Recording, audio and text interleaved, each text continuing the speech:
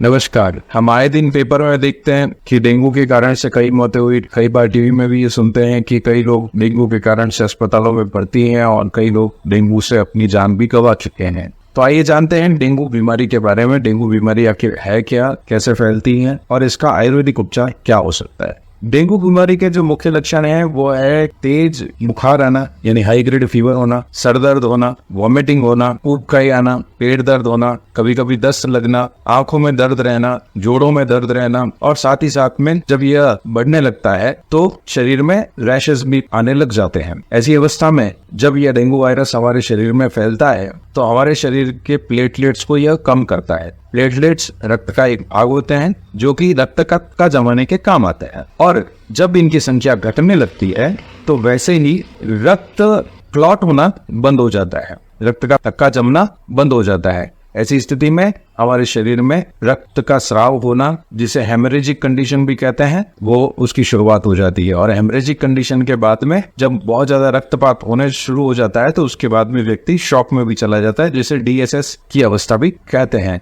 Dengue 4 प्रकार के RNA virus को हमारे शरीर में कैरी करके छोड़ देता है। इसे DNV 1, 2, 3, 4 इस प्रकार से बांटा गया है और ये 1 से लगा करके 4 तक उत्तरोत्तर अधिक घातक भी माना गया है। इसके मुख्य लक्षणों के बाद में इसकी चिकित्सा के बारे में हम बात करते हैं तो आधुनिक चिकित्सा में यानी एलोपैथिक ट्रीटमेंट की तरफ में देखें तो केवल IV फ्लूइड्स चढ़ाना और सिम्टोमेटिकली ट्रीटमेंट किया जाता है। इसके बाद अगर हम आयुर्वेदिक चिकित्सा की तरफ में थोड़ा ध्यान दें तो आयुर्वेदा के अंदर कुछ मेडिसिन ऐसी बताई गई हैं जो डेंगू फीवर के लिए बहुत ही लाभकारी है, जो प्लेटलेट्स को गिरने से रोक देती है और 48 से 72 घंटों के अंदर वापस प्लेटलेट्स को बढ़ा देती है। आइए इन्हीं औषधियों के बारे में हम जाने कि ये औषधियाँ कैसी है, कौन कौन सी है। पहली औषधि है पपीते के पत्ते का रस। पपीते के पत्तों में कापोसाइड और कार्पाइन इस तरह के कुछ तत्व पाए जाते हैं जो कि प्लेटलेट को घटने से रोकते हैं, साथ ही साथ में बोन मैरो में जाकर के प्लेटलेट को एनहेंस करने के लिए बल देते हैं। साथ ही साथ पपीते को ज्वरग्न भी कहा गया है, यानी कि यह एंटीपायरेटिक गुण रखता है, बुखार को हटाने का गुण रखता है। यह डायबिटीज में भी लाभकारी बताया गया है। यह पपीते का पत्ते का रस कार्डियक डिजीजेस के लिए भी बहुत ही ज्यादा लाभकारी बताया गया है। तो डेंगू के बारे में जब हम बात करें तो डेंगू में पपीते के पत्ते के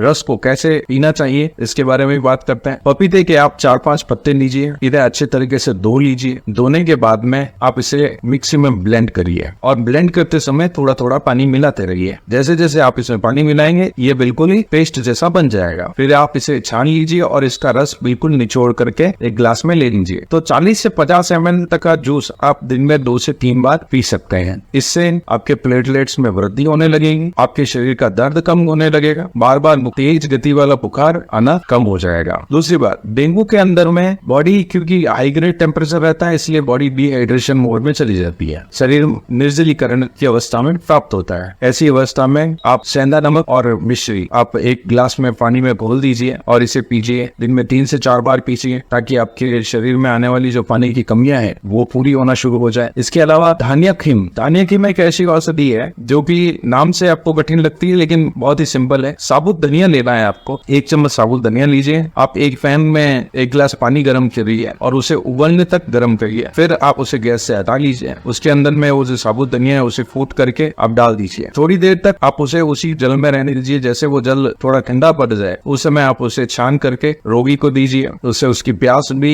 शांत होगी, पानी की कमी भी कम पूर्ति होगी और साथ ही साथ में उसकी भूख भी जागृत होगी, जो कि अधिकतर हम फीवर वाली कंडीशन में देखते हैं कि पेशेंट्स को भूख नहीं लगती। जो हेडेक होता है उसके कारण से वॉमिटिंग, नोजिया और आंखों के पीछे दर्द भी बहुत तेज होता है, व्यक्ति सहन नहीं कर पाता। ऐसी अवस्था में आप धान्यखीम का प्रयोग कर सकते हैं या फिर सेंधा नमक और मिश्री के जल का भी प्रयोग कर सकते हैं। इसके अतिरिक्त आयुर्वेद में बहुत सारी औषधियां ऐसी बताई है जो फीवर को बहुत ही जल्दी समाप्त करती है। जैसे एक औषधि है गुड़ुचि। कोरोना काल में आपने सभी ने इसके बारे में बहुत कुछ सुना होगा और बहुत लोगों ने इसके काढ़े भी पिए होंगे। तो गुड़ुचि जो है वो एक रसायन टॉनिक भी है और एंटीपायरेटिक यानी कि ज्वरग्न औषधि भी है। इस गुड़ुचि के 4-5 पत्तों का आप काढ़ा बना करके पी सकते हैं। इसके अलावा बाजार में उपलब्ध गिलोय सत्व जो कि गुड़ुचि के पत्तों का एक्सट्रैक्ट होता है, उसके पंचांग का एक्सट्रैक्ट होता है, उस एक्सट्रैक्ट को भी आप यूज कर सकते हैं। इसके अलावा महासुदर्शन चूर्ण, महासुदर्शन काढ़ा,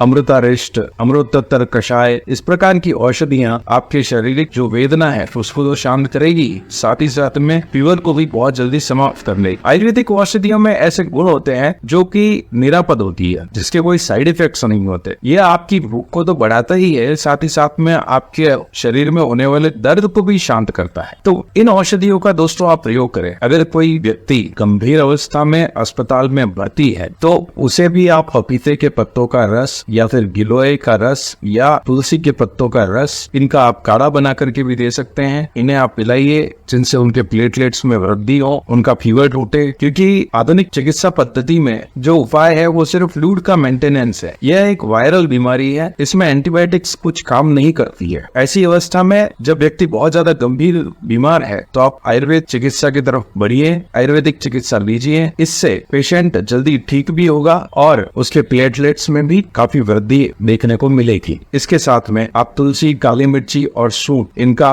काढ़ा बना करके भी पी सकते हैं। और अगर आपको लगती है कि पेशेंट की अवस्था कुछ गड़बड़ है या ऐसी अवस्था नहीं है कि हम इसे पिला सकते हैं, तो फिर आप किसी भी आयुर्वेदिक चिकित्सक से एक बार सलाह लीजिए और उसकी सलाह के अकॉर्डिंगली आप उसका ट्रीटमेंट करवाइए। आप देखेंगे कि व्यक्ति मौत के मुंह से बाहर निकलेगा और वापस अपना स्वस्थ जीवन भी जी पाएगा। धन्यवाद।